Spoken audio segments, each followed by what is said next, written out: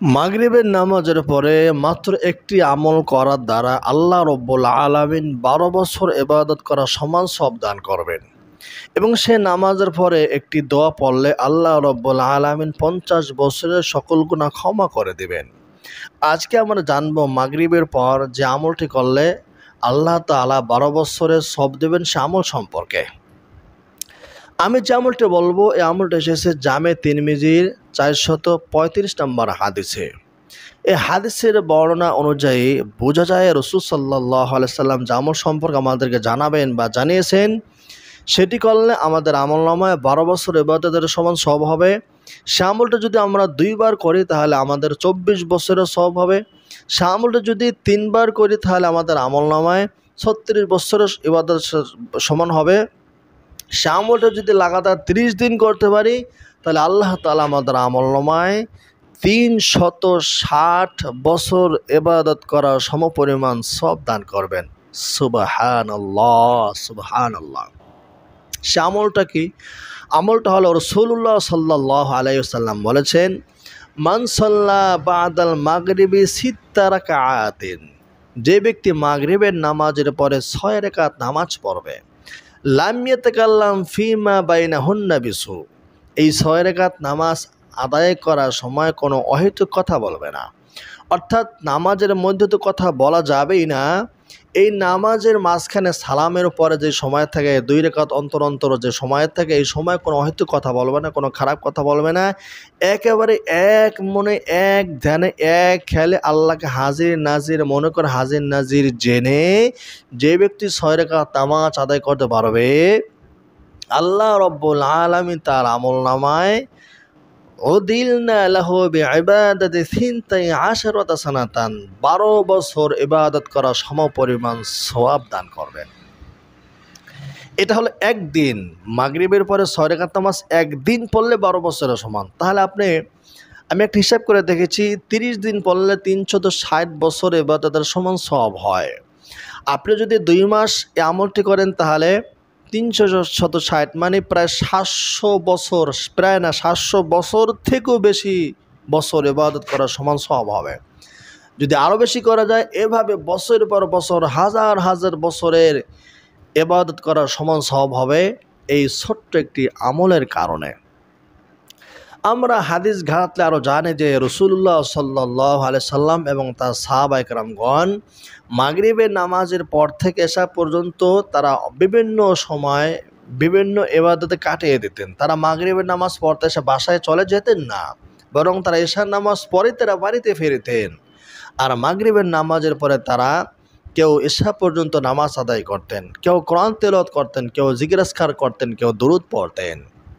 মোট কথা তারা এই সময়টা ইবাদতের মধ্যেই কাটিয়ে দিতেন। দিনভর কাজকর্ম করতেন, যুদ্ধ জিহাদ করতেন, আর রাতভর তারা ইবাদতে কাটিয়ে দিতেন।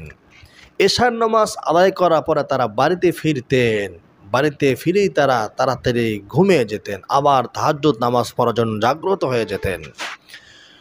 আরেকটা হাদিস এসেছে রাসূলুল্লাহ সাল্লাল্লাহু আলাইহি ওয়াসাল্লাম বলেছেন, কেউ যদি ২০০ বার সূরা ইখলাস তেলাওয়াত করে, ২০০ বার সূরা ইখলাস, কুল হুয়াল্লাহু আহাদ আল্লাহুস সামাদ লাম ইয়ালিদ ওয়া লাম ইউলাদ ওয়া লাম ইয়াকুল লাহু কুফুয়ান আহাদ, এটা যদি কেউ ২০০ বার পড়তে পারে তাহলে আল্লাহ রব্বুল আলামিন তার আমলনামা থেকে ৫০ বছরের গুনাহ ক্ষমা করে দিবেন।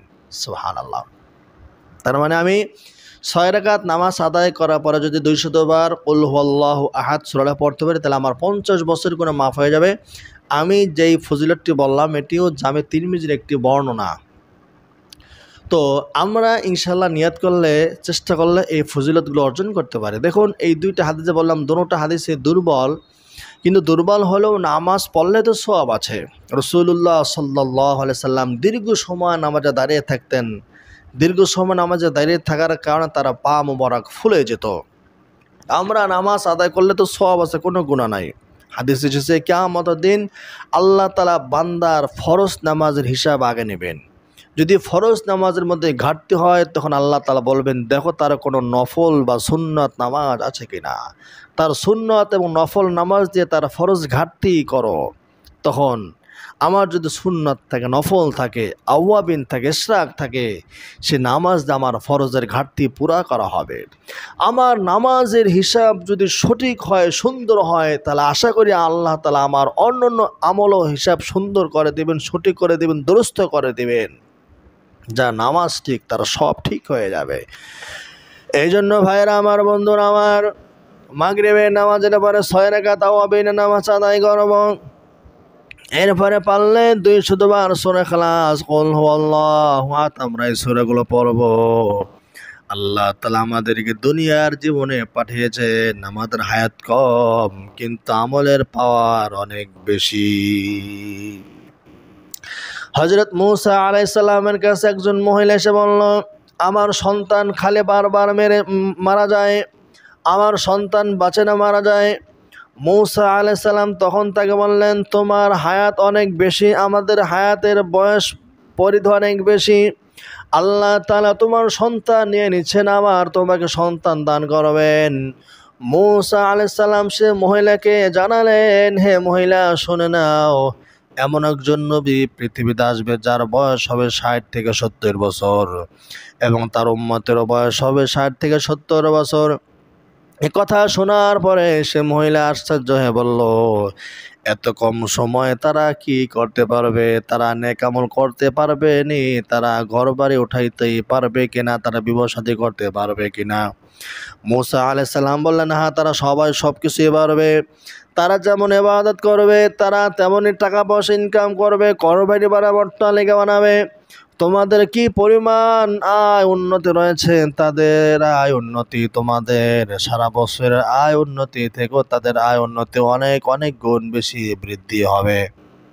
ওই মহিলা তখন বলল, আফসোস, আমি যদি সেই নবীর উম্মত হতে পারতাম, আমি যদি সেই নবীর উম্মত হতে পারতাম, নিজেকে ধন্য মনে করতাম।